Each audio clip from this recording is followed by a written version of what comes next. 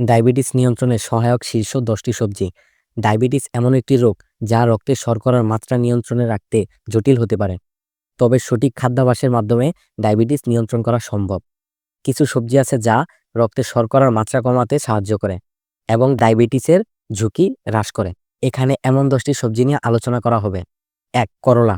করলা প্রাকৃতিকভাবে রক্তে শর্করা কমাতে অত্যন্ত কার্যকর। এতে চেরেটিন নামক যৌন থাকে যা গ্লুকোজগুলোকে শোষণ করে হ্রাস করে এবং ইনসুলিনের কার্যকারিতা বাড়ায়। এটি প্রতিনিয়ত খেলে ডায়াবেটিস নিয়ন্ত্রণে রাখা সম্ভব। 2. বাঁধাকপি। বাঁধাকপিতে ক্যালোরি কম এবং আঁশ বেশি থাকে। এটি রক্তে শর্করার মাত্রা ধীরে ধীরে বাড়াতে সাহায্য করে। তাছাড়া এতে থাকা অ্যান্টিঅক্সিডেন্ট শরীরে প্রদাহ কমায়। 3. শিম। শিম হলো প্রোটিন এবং আঁশে সমৃদ্ধ একটি সবজি। এটি রক্তে শর্করার মাত্রা স্থিতিশীল রাখতে সাহায্য করে। একই সঙ্গে এটি হৃদরোগের ঝুঁকিও হ্রাস করে। 4. লাল শাক। লাল শাক আয়রন, অ্যান্টিঅক্সিডেন্ট এবং পুষ্টি উৎপাদনে সমৃদ্ধ। এটি ইনসুলিনের কার্যকারিতা উন্নত করে এবং রক্তে শর্করা নিয়ন্ত্রণে ভূমিকা রাখে। 5. ব্রকলি। ব্রকলি হলো সুলফোরাফেন নামক অ্যান্টিঅক্সিডেন্টের একটি চমৎকার উৎস। এটি রক্তে শর্করার মাত্রা কমায় এবং অগ্ন্যাশয়ের কার্যকারিতা উন্নত করে। 6. কুমড়ো। কুমড়োতে আঁশ এবং অ্যান্টিঅক্সিডেন্ট বেশি থাকে যা রক্তে শর্করার মাত্রা কম রাখতে সহায়ক। বিশেষত কুমড়োর বীজ ডায়াবেটিসের জন্য খুবই উপকারী।